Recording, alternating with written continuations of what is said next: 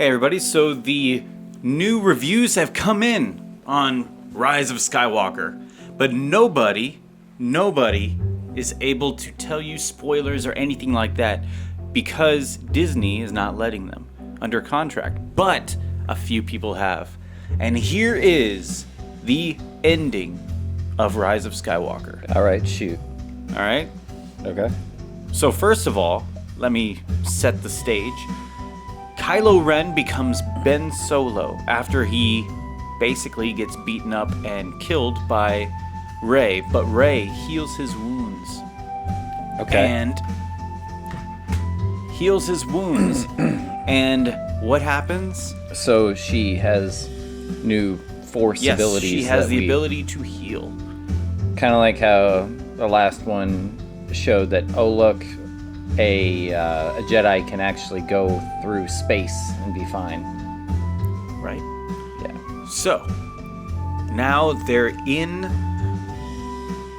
front of Palpatine, and Palpatine is fighting them. Can we say the Emperor?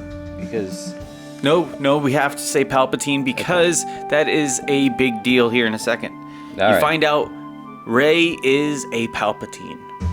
Now, in what status, I have no idea. They just said, this reviewer just said Palpatine. She is a Palpatine. So, you have them fighting. so she's a Palpatine. Somehow, I don't know yet. But you have them fighting. Now, they are going at it, all three of them. Ben Solo, formerly Kylo Ren, and Rey, and Palpatine. Until what happens? They almost kill Palpatine. Palpatine's on his deathbed, but then Palpatine says, I have all of the Sith inside of me, all of the evil Sith Lords. And then Rey says, I have all of the Jedi inside of me. No, she's not a Jedi. She's never been a Jedi. You have to see training to become a Jedi. Yep. That's why Luke was so everybody really connected with Luke. You saw him become a Jedi through the course of 2 movies. All right, go. He trained. You saw training. You didn't see any Then training. Palpatine uses this new ability that these Jedi have of healing and heals his wounds. Becomes even stronger. And then boom! You know, that is their form of a MacGuffin of like to solve any problem is, hey, we're just going to give them a new power that they've never heard of in 9 movies. All right, go. Boom! Ben Solo flies. Rey falls over. Ben Solo falls off the structure that they're in. And he's grabbing on, holding on tightly. Then Rey starts fighting and deflecting these lightning and stuff. And then both of them kill each other. She kills the Emperor and dies in the same process. But then Ben climbs his way up, sees Rey dying and dead. Dying till she dies. And then he's like, oh, heals her with his new ability. And that somehow kills him because he like transferred his life force and healed her, and I don't know, it was like whatever she did to him was undone because he's doing it to her. Yet let's be honest, the Emperor just did that to himself from them, so he should have died then, right? But still, he dies saving Rey. Then Rey leaves, makes herself a yellow lightsaber, and goes and lives in a little place that looks oddly like where Luke lived. And this one lady was coming by and going, oh, who are you? And she goes, I'm Rey. And looks over and sees both Force ghosts of Leia and Luke and goes, Rey Skywalker. The end. There's the rise of your Skywalker. So,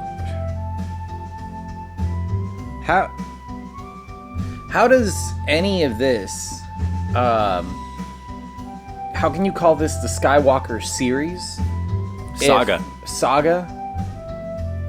If it ended at episode 6, that was the end. Because now Luke and the Skywalkers and everything aren't in the movie at all. No. Episode Well, 7.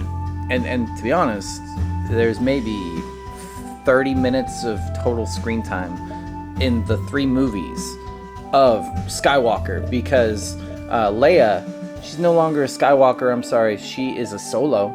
She got married. They had a kid. She's Solo. The weird thing is this. Yeah. So, you have in episode 7, you have this idea. We have to get to Luke. We have to go. We have to get him to save everything. Then you have episode 8. You find Luke, and he's like, I don't give a gram. I don't give a damn. Okay.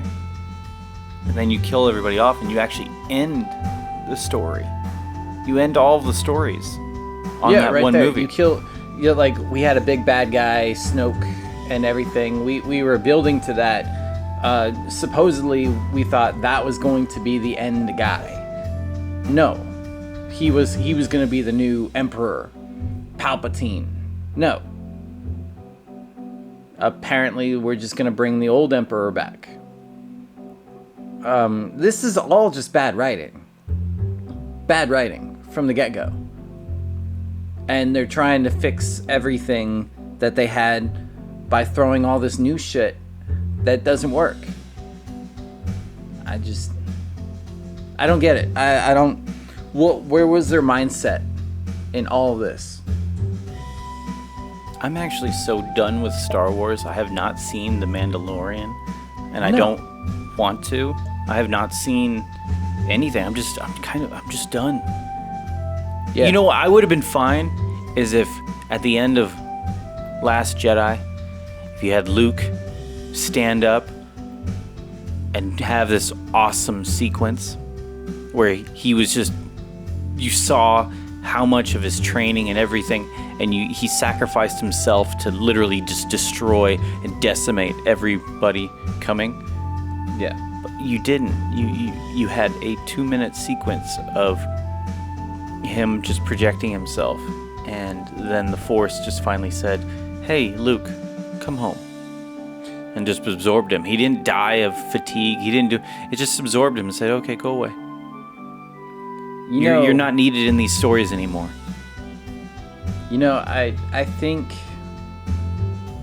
from the get-go, I didn't have a problem. I didn't have a problem with The Force Awakens at all. I felt it was fresh, it was new, but then it brought back a lot of the old stuff. I think the thing that all the fans were missing is there was no reunion with the original characters. You know, there didn't at even all. have to be a reunion. The thing that ruins fans, that make fans unhappy, is you don't see any kind of... There's nothing interesting done with these new characters, with these these old characters. Everything's with these new characters, and then you don't want to do anything fun or interesting or cool with everything that's new. Or you look at people like the just what they did with Han Solo's whole entire decimation and dying, I mean, was fine because you had something new. You had, he's gonna do this with his son, and it was kind of dramatic. And you know what? I was accepting on that. That was perfectly fine. Even look at Luke. Luke was gonna have something interesting where it's like, oh look, he's gonna die, but yet he was kind of a bitter old man, but he's gonna die for everybody else. That is fine in theory. But you did not do it right. If you're gonna do that, actually have him there. That means something. And when he's actually standing in front of everything, that means something. It's just the little minute details of that. That, in a sense, means something to the audience, means something to everybody. Instead of just... I know why Rian Johnson was like, he's not gonna actually be there because he's so powerful that he can shoot himself to a different location and actually make and actually do something. That it was his way of saying he's that powerful. But in turn, people didn't see it that way. They saw it as he's that lazy. You know, here's the thing. Even if he was that powerful, that is something that we want, as fans, we wanted to see.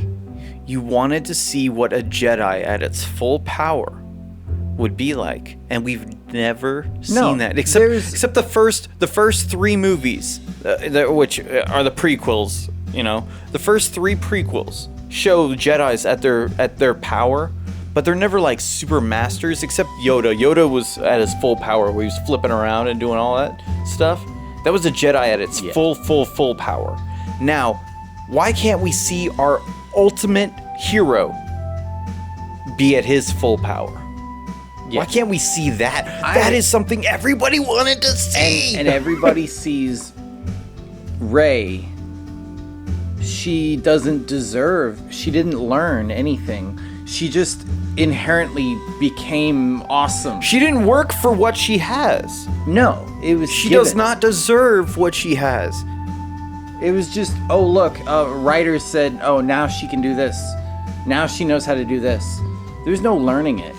You know, it would be completely fine if she was learning it, but she couldn't control it. Like she could do it, but it wasn't like developed enough to where she was like, I don't know how it turns on. I don't know how it works. You know, kind of like how some of these, I don't know, X-Men movies did it, where it's like, hey, look, I have a superpower, but I can't really make it work right the way I need it. They had to learn how to control that's what Xavier was ever doing. Exactly. A lot of he's like, I'm. So if they went that route with it, that would have been fine. And that's what I thought they were doing with the first Force Awakens, was she had these powers. Yeah, she was going through a power of puberty. Exactly. Yeah, and she didn't know how to control it, and it's changing and stuff. Yeah. And that's what I thought was going on, but then the next one, she got everything, and I thought that's what they were going to do with Luke teaching her how to do the Force, and she was going to learn all that. But then he doesn't teach her anything. He refuses to teach anything. Yeah. And I actually turned the movie off. And I didn't understand the first time. I didn't understand this is a new threat. It's called what is it? The First Order. It's a new threat. It's not the Empire. Okay, the First Order and the Empire. Didn't we stop the Empire?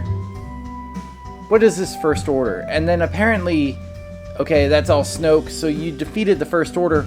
Now, what, the Empire now?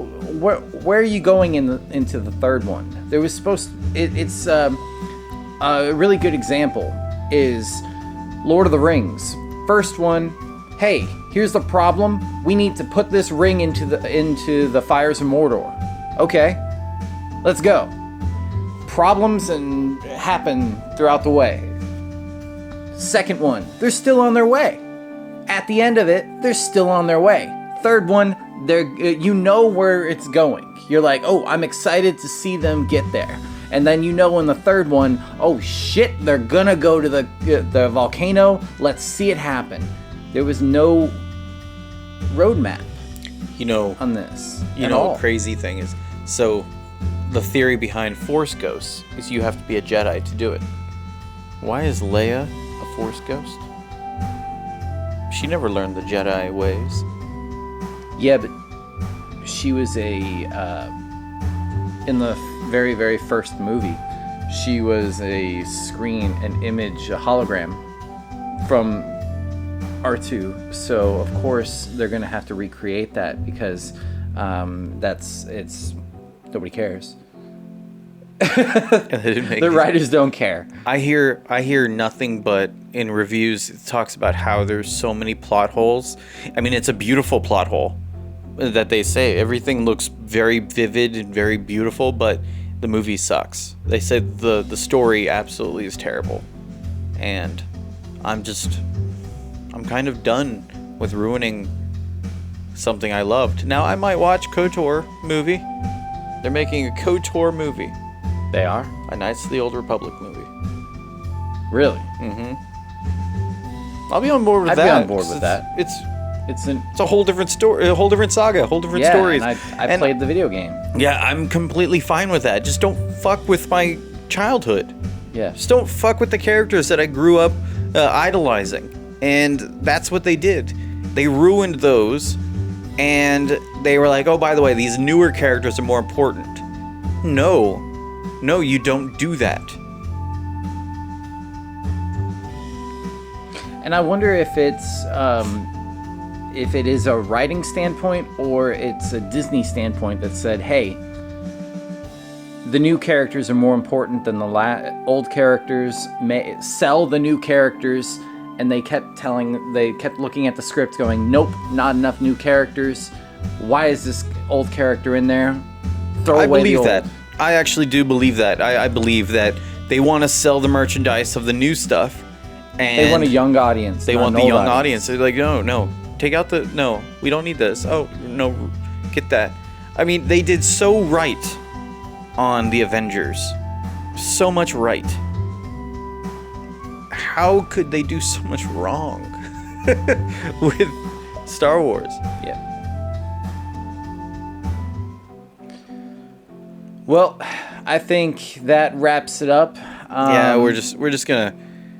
I just wanted to say this so that way people could not waste their money and ruin what love they have of Star Wars. Yeah, and leave the theater angry and depressed. You know what to expect. So this is not us doing the spoiler thing. Is not for us just to leak spoilers or anything like that. No, I legitimately feel passionate about this. I don't want Disney to fucking sucker you into money. Did you know? Fun fact, did you know the new promotion of the movie?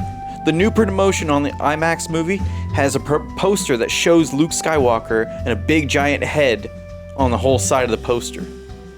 He's not in the whole fucking movie. Does that not upset you? I mean, what they're doing here is they are fucking up everything we know and love about Star Wars, and I don't want Disney to get a single fucking cent from people anymore. I like that for Star Wars. I mean, that is bullshit, and it is disgusting and disturbing, and they're just profiting off of nostalgia and childhood, and it's wrong. It's absolutely wrong, and I think it's terrible, and it just really bothers me. So, guys, this is not us being dicks. This is us actually trying to save you and help you out. So, do what you feel. If you want to go see the movie, go see it in 2 days. If you don't, please just wait for it to come out on Netflix or Hulu. I mean, Disney owns Hulu. So, yeah, don't subscribe to Hulu Plus unless you need to. But, yeah, see you guys later.